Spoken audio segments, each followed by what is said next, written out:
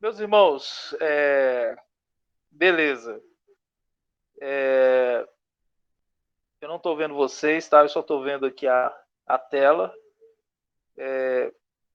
Mas qualquer coisa que o áudio sofra alguma interferência, aí vocês, por favor, me interrompam para que eu possa tratar de arrumar aqui. Como vocês sabem, nós estamos voltando às nossas aulas aí do Magister, na última disciplina. Eu estou usando um texto de apoio aqui que se encontra na disciplina de especialização, tá? Do curso de Igreja Reformada, porque dentro daquilo que nós iremos tratar, tem o início, pelo menos aqui a introdução, ela é muito parecida daquilo que eu iria apresentar para vocês no material que foi aí perdido, né? Perdido entre aspas, porque eu só não tive tempo de colocar ele ainda que eu estou terminando a especialização, de colocar a disciplina História da Igreja, já vou partir essa semana, se Deus quiser, a partir da manhã, né? Colocar o material do Magister para vocês aí. Já vai aparecer no sistema novamente. Então ele é muito parecido essa introdução do calvinismo no Brasil, do movimento reformado no Brasil, ele é muito parecido com esse livro que eu escrevi aqui, a Igreja Reformada. Ele é dividido em três partes: Igreja Reformada, discipulado bíblico, reformado e plantação de igrejas. Então, eu achei por bem usar, se eu não me engano, em missiologia também, ou evangelismo, em bacharel também, fala esse mesmo assunto aqui, tá? Então, como que a temática sobre a igreja reformada no Brasil, ou o calvinismo no Brasil, nós sabemos que isso é um apelido que nós colocamos no que é o evangelho mais próximo da, perdão, o evangelho mais próximo da glória de Deus. É por isso que a teologia reformada ela é conhecida como a teologia da glória de Deus. Então, perdão. Então, todos esses termos que nós usamos de calvinismo, calvinista, reformado e tal, podemos dizer que são termos modernos, né? Bem humanos e um pouco distante daquilo que os reformadores em si pensavam. Ah, quem estuda a história da Igreja Reformada no Brasil sabe que os calvinistas eles olhavam para as igrejas católicas aqui no Brasil, na ânsia de fazer aquela limpeza, né? De só tirar ali os santos, as imagens, toda aquela aqueles materiais paralitúrgicos e colocar ali o púlpito e assim se iniciaria a reforma no Brasil, né? Usando até mesmo os templos católicos, porque com certeza os reformados eles acreditavam que os brasileiros, né, eles iriam abandonar a fé católica, como ocorreu lá na Europa. A Igreja de São Pedro mesmo em Genebra, a qual Calvino pastoreou até o fim da sua vida, ela era uma igreja católica. Pois bem, irmãos, é o começo de tudo aqui. Nós temos a data do primeiro culto realizado no Brasil, e aí eu vou ler para vocês aqui essa informação. Diz assim: no dia 10 de março de 1557 foi realizado o primeiro culto reformado das Américas no Brasil. Dirigiu o culto o pastor Pierre Ritier, usando aí o sotaque francês, alguma coisa aí do gênero, né? O qual pregou com base em Salmos 27, versículo 4. Uma coisa pedi ao Senhor e a buscarei, que possa morar na casa do Senhor todos os dias da minha vida, para contemplar a formosura do Senhor e aprender no seu tempo. Cantaram na ocasião o Salmo 5, e aqui você vê uma clara evidência de um culto reformado, de uma liturgia reformada calvinista, né? eles usavam a salmódia, e tem a salmódia genebrina, com salmos ali, somente salmos. Se eu não me engano, tem uma igreja presbiteriana aí no estado da Bahia, que ela só usa salmos também na liturgia dos cultos. Nenhum instrumento, somente salmos. Então fizeram esse culto. Aqui o ponto 5 diz: a chegada dos missionários huguenotes ao Brasil foi a tentativa de João Calvino de levar a fé reformada ao Novo Mundo. Infelizmente, os missionários calvinistas foram perseguidos. Logo após o primeiro, aí está faltando aqui, né, primeiro dia de estabelecimento do Brasil, e mortos. Um dos missionários, Jacques Le Baller, foi enforcado por ordem de Mendissá, com assistência do padre José de Anchieta, né, um assassino aqui. Segundo relatos dos historiadores, o padre José de Anchieta chegou com as próprias mãos a afogar um missionário, um huguenote, um herege, conforme ele havia acusado. Então, assim, é fantástica a história brasileira, no sentido aí para o nosso lado, os reformados hoje, né? Fugindo toda aquela questão de colonização e tal, mas de você imaginar que enquanto a Europa estava naquela transformação religiosa, João Calvino ele tem um olhar missionário agora para o Novo Mundo, e essas companhias missionárias surgem de uma forma tão natural, né? E são enviadas ao Brasil. Havia um forte interesse da França em colonizar o que é hoje Niterói, né? A Baía de Guanabara também e tal, e seria a Antártida francesa, alguma coisa assim. E acabou não dando certo. Mas se tivesse dado certo, com certeza essa parte do Brasil seria, talvez nem seria o Brasil, né? Seria uma nação diferente, não sei o que ocorreria. É muito parecido com aquilo que nós falamos com os holandeses, na criação das companhias das Índias Orientais e Ocidentais, aonde essa companhia chegava, a igreja estava presente, né? Agora, no caso aqui da missão huguenote, ela, apesar de ter uma coisa em comum, que é a língua francesa, ela não era apoiada pelo Estado em si francês, tá bom? Os missionários eles vieram, como por se dizer, de carona nos navios. Então, foi no Brasil realizado o primeiro, pelo que se sabe, né? O primeiro culto das Américas. Nós estamos pegando aí a América do Norte, Central e do Sul. Então, há algo muito maravilhoso saber que o primeiro culto reformado foi realizado aqui no Brasil. Algum irmão quer fazer alguma colocação sobre essa história? Eu acredito que os irmãos já conheçam, né? Alguém quer fazer alguma colocação? Agregar algum ponto? Clóvis. Oi. Reverendo, sobre essa questão do primeiro culto, né, da primeira igreja protestante aqui no Brasil, eu vejo o pessoal falar muito assim, parece que cada um assume a sua bandeira, né, para tentar puxar a sardinha para o seu lado, né?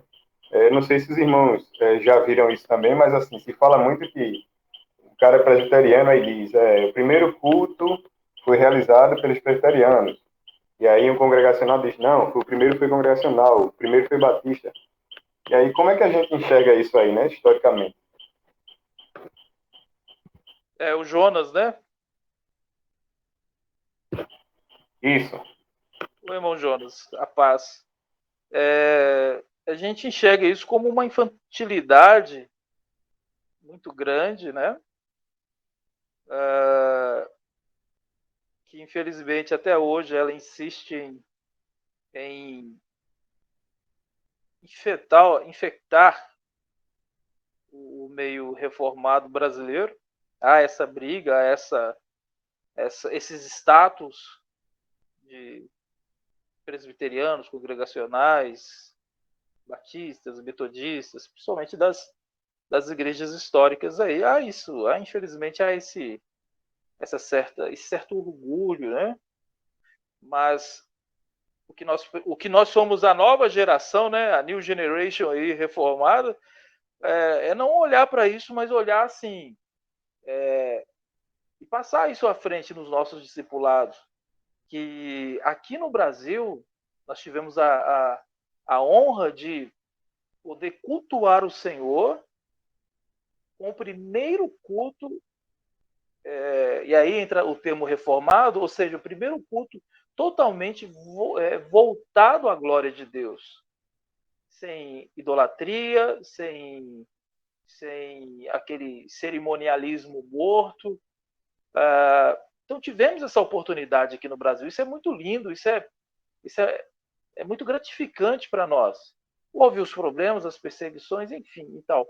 Mas é como se fosse um sinal que aqui no Brasil a fé reformada ela ia ter que ser que inserida com muita persistência mesmo. Já é um sinal que não seria fácil. Não que foi fácil nos Estados Unidos, no Canadá, a introdução da fé reformada, mas o plantio ali ele germinou e deu muitos frutos. Aqui no Brasil, nós tivemos aí já de cara uma perseguição e um levante. Depois dos missionários huguenotes, nós vamos ter aí o movimento reformado chegando com os holandeses, né? Lá no Nordeste. Então, há um período aí de perseguição, de atenção contra os protestantes. Nós temos a Holanda, uma nação totalmente protestante, navegando e conquistando tudo, e ela passa a ser inimiga da coroa espanhola e da coroa portuguesa, que eram inimigas, né? Portugal e Espanha, apesar de ter sido um reino em um certo período, um único reino, eles tinham as suas intrigas, as suas brigas, e acabaram se unindo contra os holandeses. Então, o ser reformado e ser, né, o protestante naquele período era praticamente uma sentença de morte se você estivesse fora dos domínios holandeses. Então, é uma infantilidade, isso ainda acontece, há o orgulho, eu já fui assim, né? Mas não vou morrer assim, porque eu não sou Gabriela reformada. É infantilidade, né? A gente levanta a bandeira de uma denominação, é minha, e fica todo pomposo com aquela coisa toda, mas a gente tem que levantar a bandeira de Jesus Cristo. Essa é a única bandeira que nós temos que levantar. Acho que alguém quer falar aí, né? Reverendo, só para complementar aí, né, a sua fala, eu vou por essa linha também, sabe? Eu acho que até mesmo no meio reformado existe um denominacionalismo muito forte, né? Então se levanta bandeiras, né? E como se o mais importante fosse isso. Eu entendo que o mais importante para mim não é saber se o primeiro culto protestante aqui no Brasil foi realizado por batista, presbiteriano, congregacional. O mais importante é saber que Deus nos deu essa graça, né? De nos livrar do culto idólatra, né? Do culto pagão, como eu entendo que é o culto romano. Então, essa é a maior bênção que Deus nos deu. Não o fato de ser denominação A ou B. Exatamente. E primeiro culto, primeiro louvor de ação de graças, é a primeira ceia do Senhor realizada em território brasileiro. Então, sem dúvida, uma honra muito grande, né? A preço de sangue, posteriormente. Vem a Igreja Congregacional para o Brasil, tá? A Igreja Reformada no Brasil começa a ganhar força com a chegada do médico missionário escocês de origem presbiteriana, Robert Kelly, sua esposa Sarah Kelly, que fugiram da perseguição religiosa na Ilha da Madeira, em Portugal, e que chegaram ao Brasil em 1855. Eles começaram um trabalho de evangelização e mais tarde fundaram no Rio de Janeiro a Igreja Evangélica Fluminense. No Recife foi fundada a Igreja Evangélica Pernambucana e também foi estabelecida uma congregação em Niterói. Em 1863, a atual primeira igreja evangélica e congregacional de Niterói. Todas essas igrejas eram apenas igrejas evangélicas brasileiras, sem nenhum vínculo denominacional com a igreja no exterior. Eu acho muito interessante a história do missionário e do médico aqui, né, o Robert Kelly, porque eu tive lá na Ilha da Madeira, o avô da minha esposa, ele nasceu lá, e eu e minha esposa, a gente acabou passeando lá na Ilha da Madeira, e antes de eu conhecer essa parte lá de Portugal, eu já tinha um conhecimento sobre esse movimento reformado lá na Ilha da Madeira, e esse médico, ele era muito querido pelos madeirenses, né? Porque ele era um pastor presbiteriano, né, da Igreja da Escócia, e era um médico muito atuante, muito mesmo. Então isso causou, o problema é que causou uma ira muito grande dos católicos, porque se ele continuasse daquela forma, a Ilha da Madeira inteira seria reformada, né? E o problema é que o doutor Robert, que não estou fazendo intriga não, isso é história, tá, irmãos? Ele começou a ser perseguido pela igreja, pela própria igreja, pela igreja escocesa. Eles queriam que ele saísse de lá, queriam que ele parasse com o trabalho missionário social que ele estava realizando, que não fosse assim tão intenso, né? E então, quando há uma perseguição contra eles, né? Olha só, gente, nós não estamos falando aqui de 1500, não. Nós estamos falando de 1855, tá? Ele, ele vem embora para o Brasil com a sua esposa e com muitos irmãos que ele pastoreava na Ilha da Madeira. Então ele não veio sozinho, né?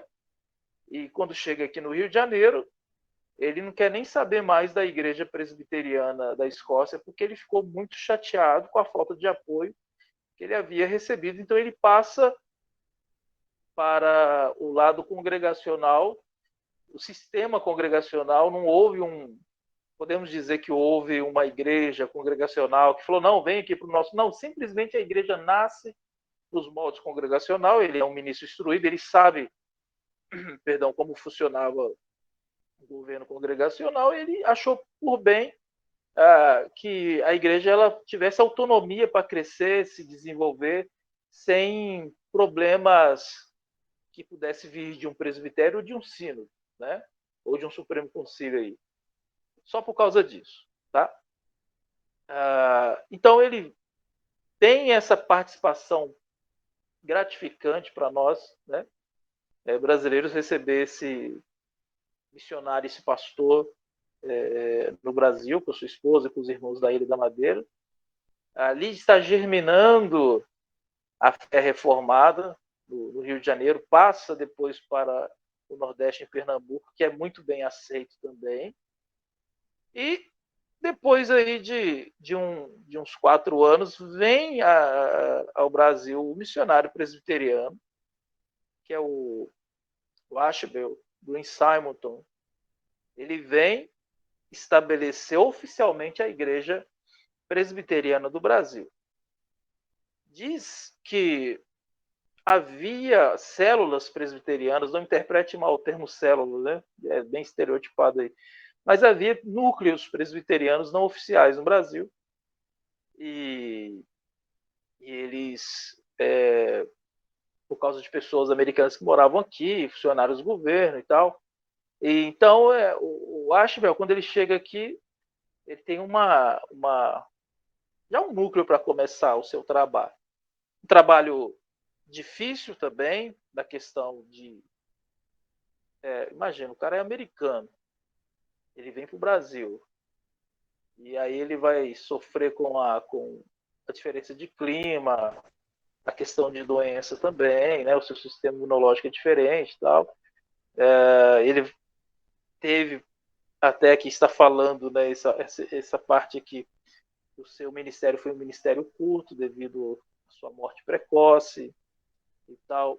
Aí eu vou ler para vocês, diz assim, um missionário norte-americano, Ashbel Green Simonton, 1833, 1867. Você vê aí que ele morreu com 34 anos, né?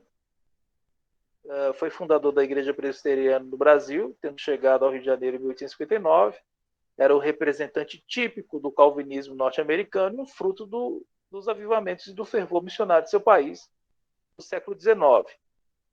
Mas teve um curto ministério no Brasil, vindo a falecer apenas 8 anos após sua chegada. Nesse breve período, lançou as bases do presbiterianismo nacional, a primeira igreja em 1862, o primeiro jornal em 1864, o primeiro presbitério em 1865, e o primeiro seminário teológico em 1867. A Igreja Presbiteriana do Brasil teve um papel histórico na evangelização e consolidação da reformada no país, com vasto número de seminários, institutos bíblicos, escolas e universidade especial a Mackenzie. A Igreja Presbiteriana era a maior denominação evangélica no Brasil até 1850. Então, aqui a gente não pode ocultar as benesses que a Igreja Presbiteriana do Brasil deixou para nós, né? E por que eles conseguiram alcançar em um curto período de tempo praticamente a nação brasileira? Eles chegam num período que o Brasil era um império e a Igreja Católica Romana ela era interligada ao Estado, não éramos um Estado laico, mas o nosso imperador ele era um camarada muito inteligente, bem, podemos dizer assim, que acessível. Deixa eu tomar água aqui, irmãos. Hoje o tempo está muito seco em Panorama. Não sei por aí como está. Se tivesse um vinho de Genebra aqui, ia ajudar a abrir as cordas vocais, né, Alisson? Então, a Igreja Presbiteriana, a organização da Igreja Presbiteriana, podemos colocar aí, tá? A organização. Aí há um problema entre o congregacional, né? Deixa eu tentar mostrar para vocês aqui com a minha canetinha. Vamos lá. Congregacionais. Eu sou de igreja congregacional, tá? Fui presbiteriano, com muito orgulho. E hoje eu sou congregacional.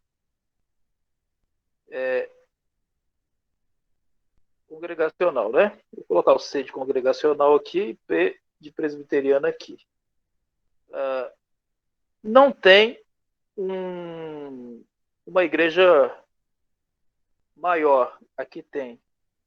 Seria a igreja dos Estados Unidos, né? Então a igreja congregacional ela é brasileira, sem apoio de ninguém e tal. E aqui a igreja presbiteriana ela tem o apoio dos Estados Unidos, né? Isso diz o quê? Verba, e é importante a questão do dinheiro. Como que você vai alugar? Como que você vai construir? Como você vai comprar máquinas para o jornal? Né?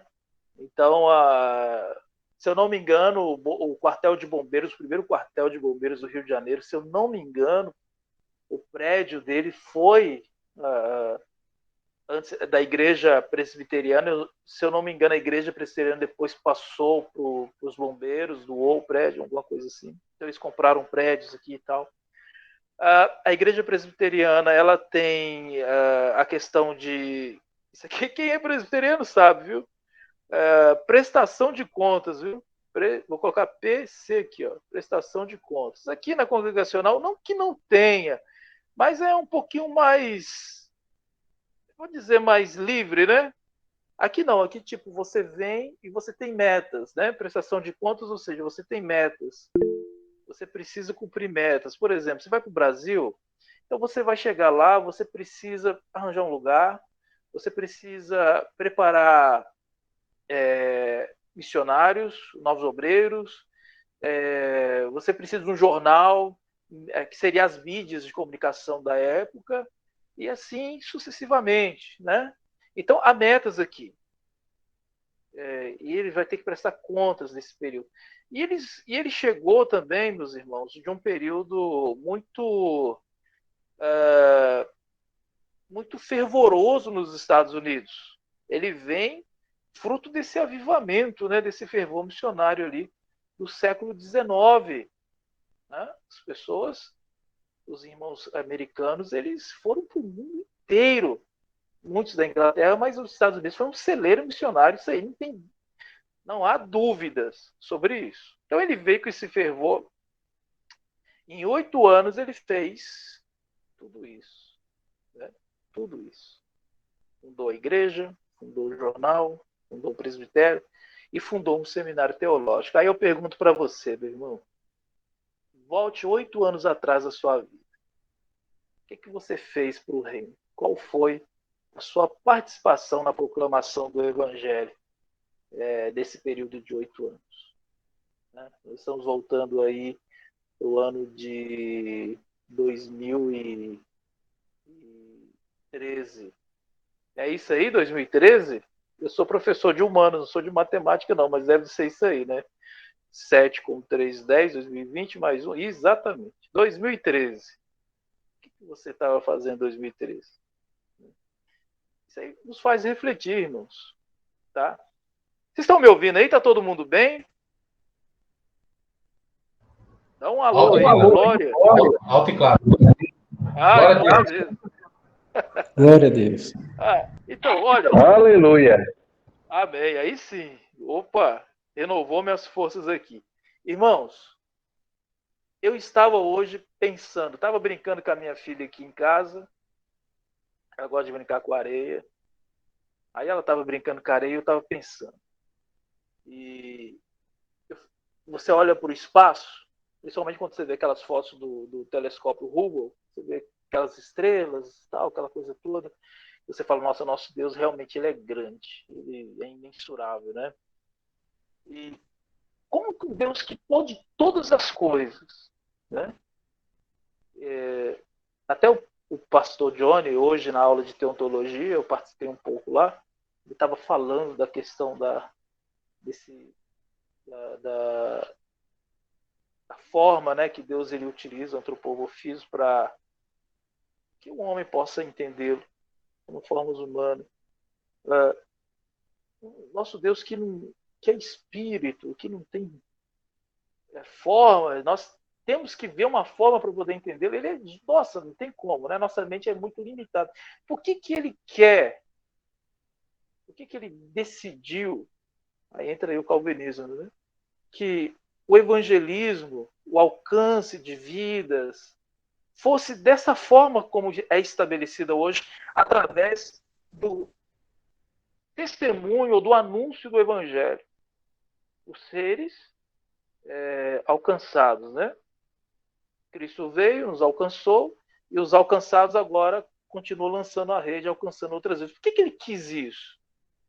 Aí poderia ser de outras formas, poderia ser por vias de anjo, poderia ser por sinais intergalácticos, sei lá. Mas ele quis dessa forma.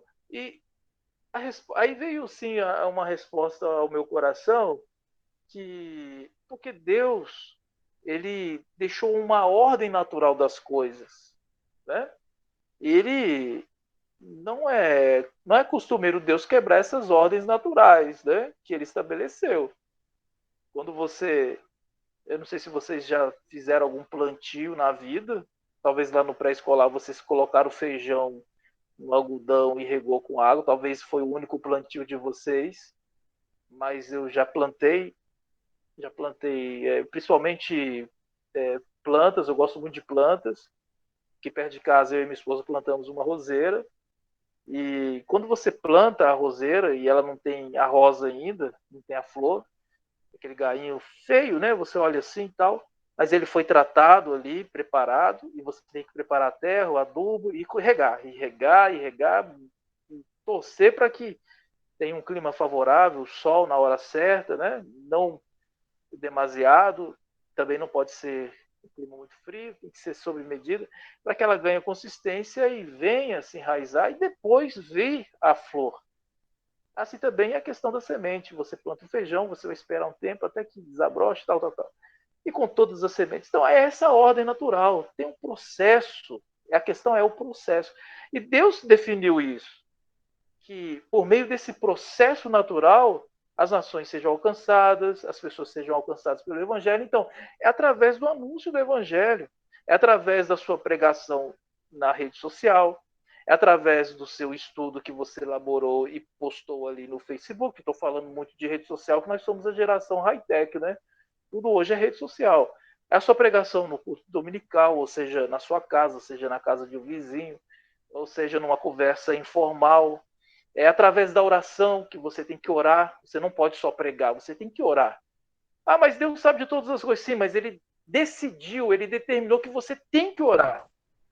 Você tem que orar por missões, você tem que orar pelas pessoas perdidas, e você tem que orar para que você seja usado pelo Senhor. E é ordem natural, né? É uma estupidez o calvinista achar que ele pode passar por cima dessa ordem natural. Não, Deus determinou assim que fosse. Então, quando eu vejo um trabalho que nem o de Ashbel aqui, prosperar em 8 anos como prosperou, ele alcançou até um padre, né?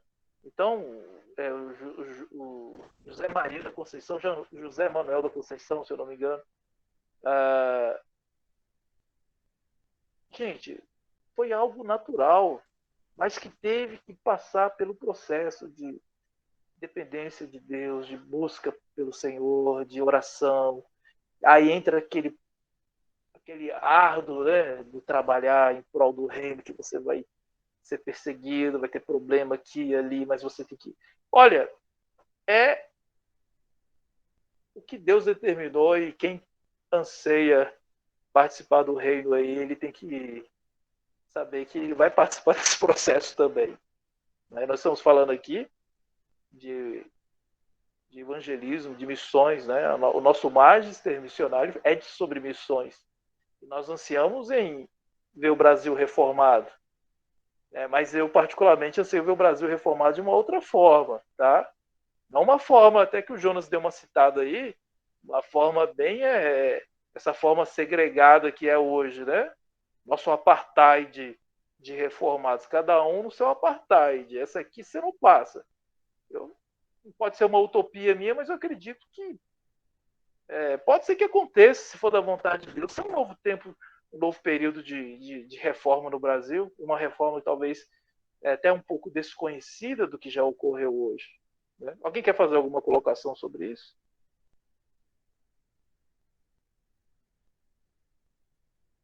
Não? Então vamos descer aqui para a Igreja Reformada e os Pentecostais do Brasil para a gente fechar o nosso estudo aqui. Tá? Então vamos lá. Primeiro seminário presbiteriano.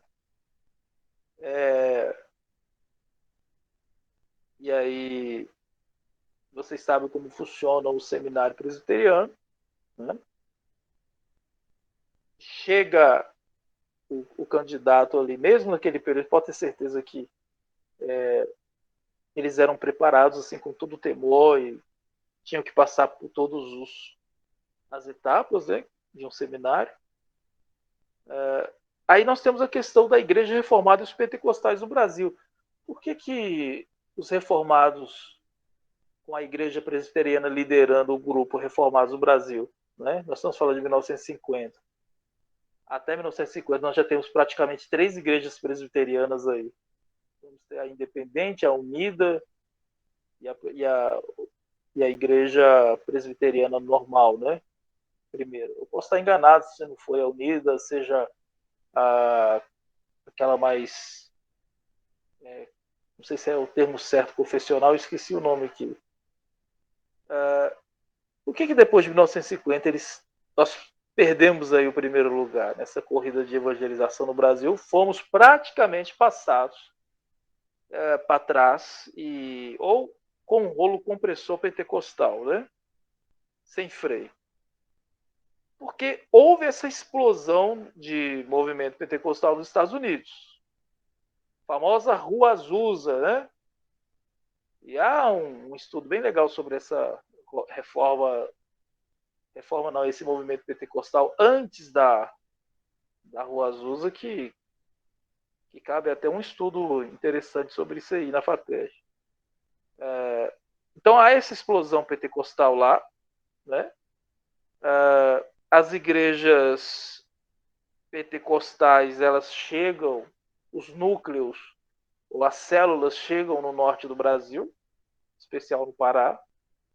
Nós temos aí os irmãos suecos, né, que são considerados fundadores da Assembleia de Deus aqui no Brasil. Nós temos um movimento que acredita piamente que não há nenhuma necessidade de vou falar aqui de preparação de líder que está mais à frente, mas não há nada, nenhuma barreira. Você pode simplesmente, movido pelo Espírito Santo, fazer todas as coisas. Peraí, gente, olha como que é confuso, né? Há uma verdade e uma mentira aí nisso, porque sem o Espírito Santo nós não podemos fazer nada. Mas o jeito que foi colocado é como se você quebrasse todas as etapas naturais que Deus determinou. Né? Eu preciso me preparar para o Sagrado Mistério? Preciso. Mas segundo a visão agora pentecostal, não é preciso. Você precisa é do Espírito Santo, porque o estudo aqui não tem necessidade mais. Basta um breve estudo que você vai ganhar no dia a dia, mais ou menos aí. Seria isso aí, né? Então eles chegam no Brasil e criam esse movimento pentecostal baseado em revelações, profecias, curas, prodígios, milagres. Nós estamos falando de uma população que 50% era reformada e quase 90% era analfabeto. Então, eles têm uma facilidade, uma aproximação bem rápida com as pessoas simples e humildes. Uma pessoa muito simples, que não tem leitura, quando ela chega num culto reformado hoje no Brasil, ela estou falando hoje, tá? Eu não sei como era lá naquele tempo. Mas pega uma pessoa aí que tenha poucos estudos e tudo que ela conhece sobre a igreja no Brasil é pelo movimento neopentecostal e pentecostal e põe num culto presbiteriano. Né? Mas é um culto presbiteriano mesmo, viu? Ou num culto de uma batista reformada. Ele vai ficar como um peixe fora d'água. Acha que a igreja entra aquele estereótipo de igreja fria, aquela coisa toda. Então, os pentecostais eles têm essa rápida aproximação do público brasileiro e aceitação também, né? Segundo ponto que eu quero, que se eu não me engano eu coloquei até no meu livro, não há necessidade de formação de ministros. A princípio, a unção ela é suficiente. A unção, o indivíduo ele manifestou os dons ali, segundo a visão deles, né? Ele é ungido, ele vai ser capacitado pelo Espírito Santo e ele vai seguir em frente abrindo igrejas e tal, e preparando outros. Então há essa escalada aí. É claro que vai ser um boom. Eles vêm que nem um meteoro do Pará descendo ao sul e expandindo ao leste e ao oeste com esse movimento. O camarada com 3, 4 semanas era perigoso ele ser ordenado pastor. E quem vai falar alguma coisa contra? Né? E tal. E aí cresceu mesmo. Boom! Foi o boom pentecostal no Brasil. E a igreja reformada continuou na sua maioria aqui com a elite brasileira. Tivemos até um presidente que era presbiteriano, Café Filho, foi presidente por pouco menos de 2 anos. Nós temos a elite bem próxima da igreja reformada, os maçons também se agregando aos reformados, uma mistura terrível disso, né? De maçonaria com alguns irmãos reformados. Há um problema muito grave aí, terrível. E os congregacionais estão na deles, né? Porque congregacional é um camarada que pode ver o circo pegar fogo, que ele está na dele. Os congregacionais, veja os Quakers, né, por exemplo, né, que é uma figura bem pacífica. Não que os congregacionais do Brasil eram Quakers. Mas aí, meus irmãos, chegamos ao período que o Brasil é dominado pelo pentecostalismo. E o pentecostalismo puro, ele tem uma certa inocência, por assim dizer, que vai terminar ali no princípio dos anos 80, que é aquela questão de busca de Deus, de poder ser usado para curar e tal. Aí entra o neopentecostalismo, que é uma cabeça terrível no Brasil de heresias,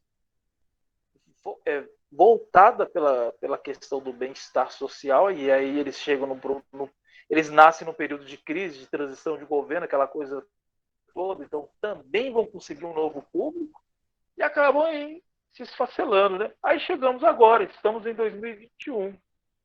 E agora nós temos tudo que nós podemos imaginar de movimentos de religiosos no Brasil, nós temos. Veja que nós passamos aqui de 1557 até 2021. Olha o tanto de coisa que aconteceu e olha como que está o meio gospel brasileiro, né, que é mais conhecido por esse termo gospel. Eu não sei como ficariam os missionários huguenotes, né, se eles pudessem contemplar hoje a nossa realidade. Talvez eles voltariam, entrariam no navio e falassem, vamos embora, que aqui não tem jeito não. Não sei, é uma brincadeira minha. Mas nós temos aí um movimento muito há um secretismo, há um problema. Agora nós temos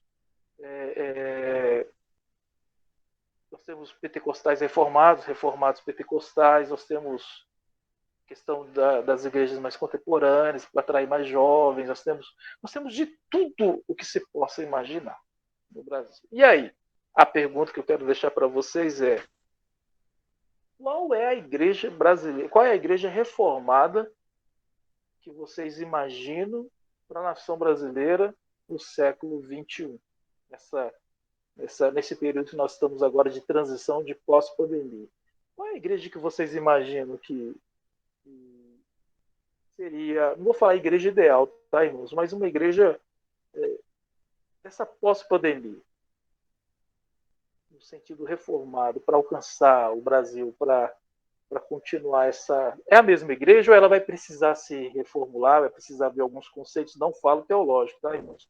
A igreja reformada, que é baseada na palavra de Deus, ela está firme. Eu falo no sentido de, não sei, pode ser de governança, pode ser de sair mais para evangelizar. Que vocês acham sobre isso aí? Vamos usar esses 10 minutinhos finais para a gente. Eu vou voltar para vocês aqui no vídeo.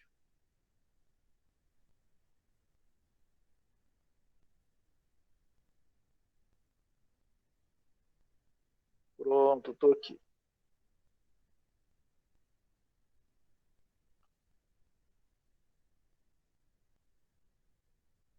Meus irmãos, cadê vocês? Boa noite a todos. Boa noite, irmão José. Olha, eu acredito que nesse pós-pandemia a gente vai enxergar mais ainda aquilo que já estava desconstruído, né? Uhum. Porque nessa pandemia a gente pôde perceber muito as igrejas online, né? E devido a isso a gente pôde estar mais próximo dos cultos que normalmente não iríamos e percebemos aí, né, a capacidade que nosso evangelicalismo tem de desconstruir aquilo que, dentro da nossa perspectiva reformada, já foi estabelecido, né, desde muito cedo, como liturgia de culto, que tipo de cânticos realmente são os cânticos que agradam a Deus.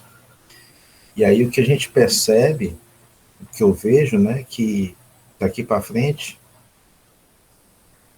vai existir esse grupo que eu acredito que vai agarrar com mais fervor, né, a oportunidade de congregar, de ser igreja, mas eu acredito que ainda vai ficar para nós aí essa demonstração mais aberta, né, dessa desconstrução de igreja que a gente vê, né. Por exemplo, um exemplo disso são as famosas ceias online, né, onde muitas vezes os elementos são totalmente desconstruídos em nome de uma facilidade, né. É um intuito de facilitar para o membro, para aquele que congrega, desconstruindo aquilo que é, desde a reforma, discutido, estabelecido como os elementos da ceia, né, e tudo. Eu acho que é mais ou menos por aí. A gente vai assistir mais e mais abertamente, né, e tem se revelado mais abertamente essa desconstrução que já estava, né. Certo. Alguém quer fazer algum comentário também? Fale contra ser online não, viu, irmão?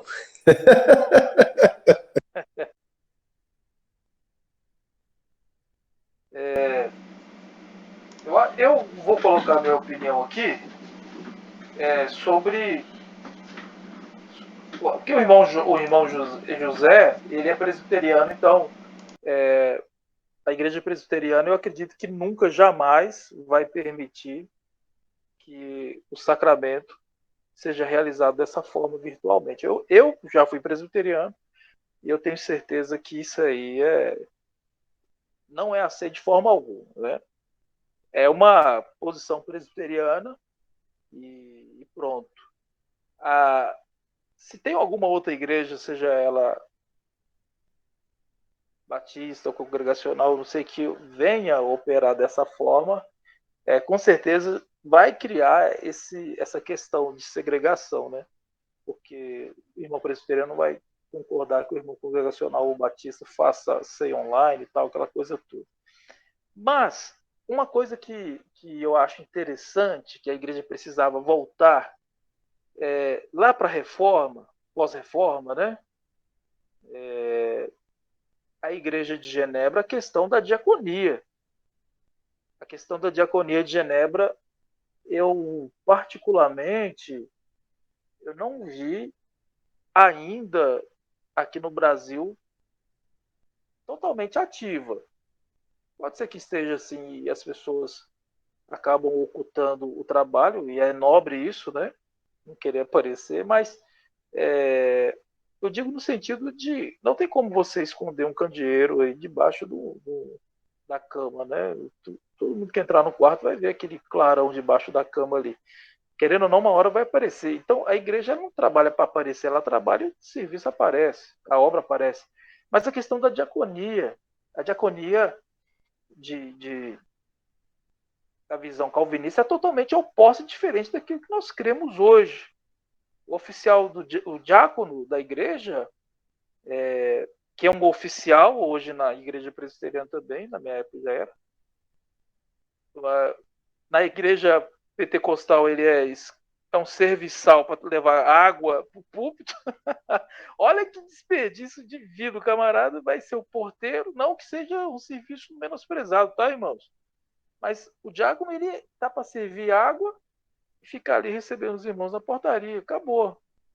Sendo que o serviço de diaconia na reforma, e aí nós vamos no princípio também da igreja de Pentecostes, é o camarada que vai aonde está a miséria, aonde está o irmão passando necessidade, aonde está a falta de recursos, aonde precisa ser instaurado um projeto, alguma coisa. Essa é a linha de frente da igreja contra as mazelas que o mundo causa.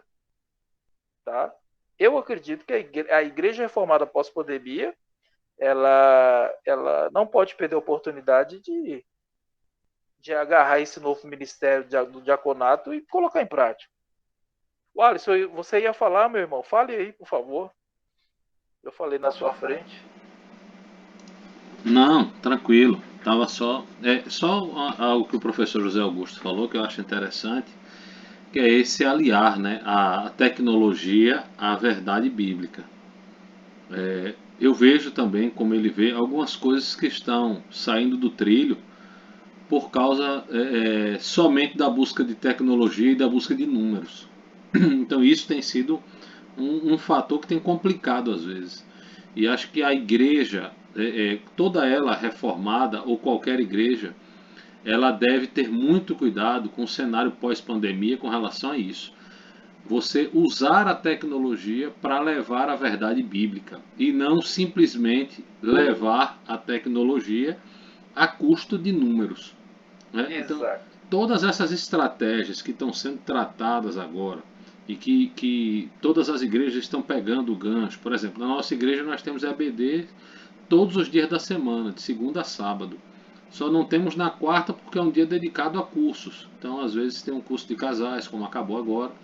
Mas o que acontece? Nós temos usado essa ferramenta, o Google Meet, ou outros que usam o Zoom, para alcançar mais pessoas com a verdade.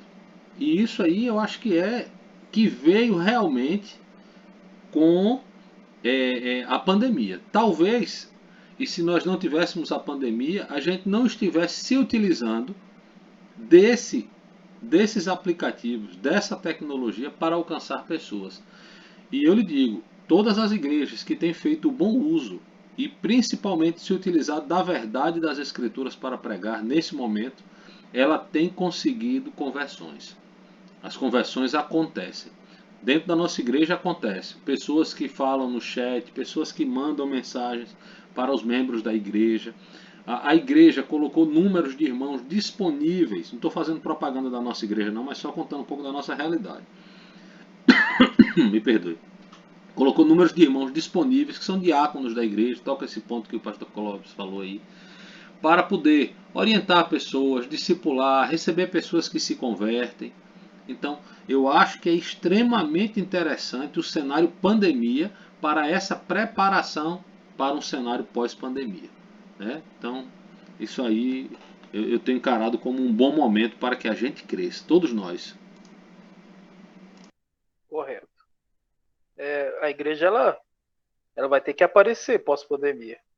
Ela vai ter que aparecer para que o joio seja revelado. Porque até hoje as pessoas só vêem o joio. E a igreja ela tem que aparecer com toda a sua força, a igreja reformada, sem frescura. Pelo amor de Deus, gente. A gente tem que orar, vocês têm que acreditar, crer que isso vai mudar. Que vai parar essas pessoas de ficar só brigando na internet, de só ficar causando intriga, e ficar só criticando o outro pastor, e não sei o que tem, e tal. Torcer para que toda a nossa força seja voltada para mostrar o trabalho da igreja que crê na teologia da glória de Deus. E o meio digital, ele não volta atrás não, viu? Ele veio para ficar como ferramenta de levar o evangelho. Diga-se passagem, a FATEG, né? Como escola que não tem um campus e ela é totalmente virtual. Muito bem, meus irmãos. Nós estamos chegando aí às 22 horas, tá? Como que começou um pouquinho mais tarde hoje, começou às 21h10, então nós estamos dentro do nosso horário. Só quero fazer as considerações finais aqui. Fica então para nossa meditação no decorrer da semana o ponto sobre evangelismo missionário, sobre projetos articulados em favor de alcançar mais pessoas, mais vidas. Na questão teológica, sempre tomar o cuidado, né, de não deixar nada que venha se infiltrar no meio da nossa fé, da fé reformada, mantendo aquilo que nós recebemos dos apóstolos, de Cristo, dos apóstolos e dos nossos teólogos reformados aí, que nós temos credibilidade, né? Temos a credibilidade deles, né? Essa herança que recebemos. E colocar em prática, né? Orar pela nossa igreja, pela igreja brasileira, e colocar em prática o que nós estamos recebendo, porque não é possível que o servo de Deus vai ficar só estudando, fazendo curso e mais curso, e acumulando diploma e se tornando um vício, né, de fazer curso, e não vai colocar em prática tudo que está aprendendo. É possível que isso vai acontecer, né? Torce que não. A pessoa aprenda o necessário para colocar em prática, tá? Essa é o nosso anseio, é ver alunos da FATEG, futuros professores, discipulando, pastoreando, evangelizando, reformando a nação brasileira com a teologia da glória de Deus. Orar nesse sentido também. Se Deus quiser, nós teremos a Rádio FATEG a partir do dia 12, dia 13. Vai ser uma rádio reformada. Vamos ter programação ao vivo em certas datas, né? E é bem legal ter uma programação reformada para ter um bate-papo, que nem o pastor Ricardo faz com o Café Teológico. Nós podemos fazer um debate bem legal, com os alunos também, através da Rádio FATEG. É muito fácil participar da rádio. Basta estar, como nós estamos aqui interligados no sistema, o som ele vai ser passado à frente aí e tal. Então vai ser muito legal. Vamos colocar música legal ali, reformada também, né? Principalmente músicas que visam a glória de Deus, para que seja algo bem prazeroso. Não para nós sentir prazer, né? Mas para servir o Senhor com prazer, com alegria, com ações de graça, tá? Por isso eu quero agradecer a presença de vocês, contando com as orações. E vou pedir para que o irmão, deixa eu ver aqui, o irmão Jota, pode ser o irmão José, o professor José Augusto, faça essa oração final, agradecendo o Senhor pelo nosso estudo e nos capacitando para servi-lo melhor. Amanhã, querendo o bom Deus, se estivermos vivos, usar a nossa força para servir o Senhor. E depois de amanhã, se ele quiser também, assim sucessivamente. Ore por nós, professor José Augusto. Amém. Vamos orar. Senhor Deus e Pai, nós queremos te agradecer por mais essa oportunidade que o Senhor nos deu e estamos aí retornando às nossas aulas tão prazerosas, as quais refletimos sobre as tuas verdades e aprendemos mais de ti, Senhor. O Senhor venha ser com a vida de cada um que está aqui nesta sala, preparando, capacitando, Senhor, porque o Senhor tem colocado em nossas vidas essa ferramenta que é a FATERJ, abençoa líderes e idealizadores desse projeto, e que mais e mais possamos crescer para a tua glória e assim usar, Senhor, o conhecimento que temos adquirido para te servir a tua igreja, que esse é o grande propósito, nos prepararmos, nos equiparmos. Assim eu te peço, nos dá um final de noite tranquilo, um domingo abençoado, cada um cultuando a ti, te servindo em suas igrejas para a tua glória. Assim eu te peço, já te agradeço. Amém.